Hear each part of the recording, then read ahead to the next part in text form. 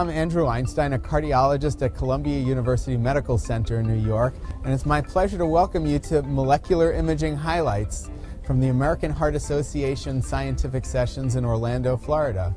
The American Heart Association Scientific Sessions is one of the world's leading cardiovascular meetings. There are about 25,000 people here to share the latest news and advancements in cardiovascular medicine. And we're talking about some of the latest advances in cardiology medicine, and in particular, focusing on molecular imaging and molecular medicine. Jennifer Mieres, it's an honor to have you join us here. Besides from being a prominent cardiologist nationally, you're also a spokesperson from the American Heart Association.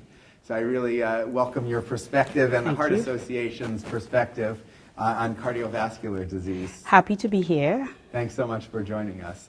Now, a lot of people have the perception that cardiovascular disease is not really a leading cause of morbidity and mortality, that is, disease and death in women, and really it's problems such as breast cancer, colon cancer, which are the big health concerns in women. My perception is that this is not correct. Can you explain to us the role of cardiovascular disease in the health of women? Well, when we take a look at the morbidity or the mortality statistics in the United States, we recognize that every year since 1984, more women have died from cardiovascular disease than men. This sort of issued an alarm at the NIH and with organizations such as the American Heart Association, recognizing that more women than men were dying from heart disease. There was a need to do a research focus on looking at the sex and gender differences as it relates to cardiovascular disease.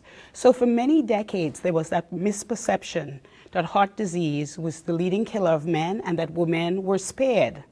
When we recognize that that heart disease is an equal opportunity killer, there was a need for us to take a look at the differences in presentations, in manifestations, in diagnosis and treatment for women with ischemic heart disease or with cardiovascular disease.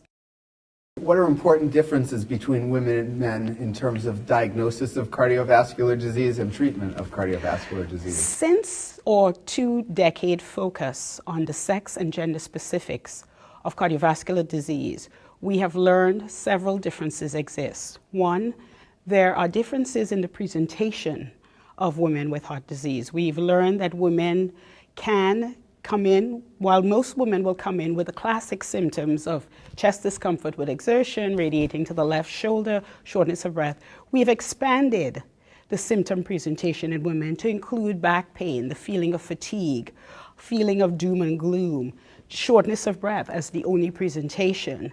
So it's not just chest pain in the middle of your chest like we hear about in men all the time. No, it involves many other symptoms. And we also know, that overwhelming fatigue or significant decrease in exercise tolerance can be a marker of heart disease in women. When it comes to diagnosis of heart disease or ischemic heart disease in women, we know from the consensus statement that contemporary techniques or imaging modalities work very well for the diagnosis and risk assessment of ischemic heart disease in women. We know that our nuclear cardiology techniques, such as SPECT and PET, myocardial perfusion imaging with SPECT and PET, work very well, accurately in giving us an accurate diagnosis and prognostic evaluation of symptomatic women with suspected ischemic heart disease. Jennifer, what should women do to best ensure their own cardiovascular health? I think it's important as we move forward and think of how we can stem the epidemic of chronic diseases, of which cardiovascular disease is the leading cause of death in women and men in the United States. I think that a component that's important is that women need to recognize they have to be partners in their cardiovascular health.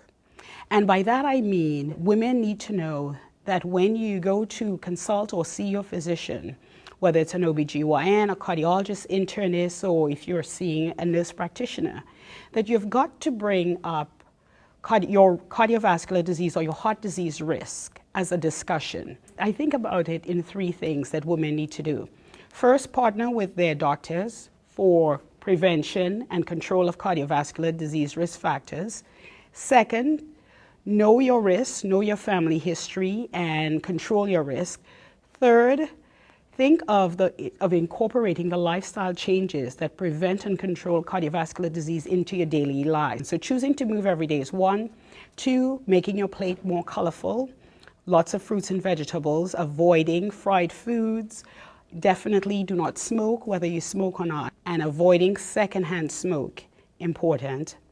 And then the third thing is really finding time to control stress, because we know now that as we study some of the social determinants of health that impact on cardiovascular disease outcome, heart disease outcome, morbidity and mortality, that in women, stress, how we handle stress is definitely an important component. So I think the partnership with their physician or their medical team is really important, and initiating a discussion about heart disease, definitely important. Now, what is the American Heart Association's Go Red campaign, and how does it help women with heart disease? So in 2004, the American Heart Association decided to launch a campaign to increase awareness about heart disease. And so the Go Red for Women campaign, launched in 2004, has three main goals. One, to increase awareness of heart disease in women, to let women know they're vulnerable to heart disease. Heart disease is an equal opportunity killer, and more importantly, that heart disease can be prevented. So the awareness and empowerment of women to be partners in their heart health is one major component. The second component, to decrease the number of women dying from heart disease, and definitely dovetailing on the awareness and empowerment, that is a second component. And the third component is to provide the medical community with the science, with the guidelines on prevention, on risk stratification, diagnosis, and management of women with heart disease or suspected ischemic heart disease. Is there a role for the general public, for women who'd like to get involved in the American Heart Association's activities, to get involved with Go Red? Well, the Go Red for Women campaign is really a partnership with women and men, with the entire American population in the fight against heart disease.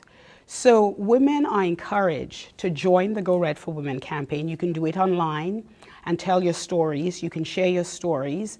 In addition, we have evidence to show that women who go red have been empowered to change their heart health, and also became ambassadors to spread the word to other women in their families, their friends, their colleagues, their co-workers, about the importance of heart disease.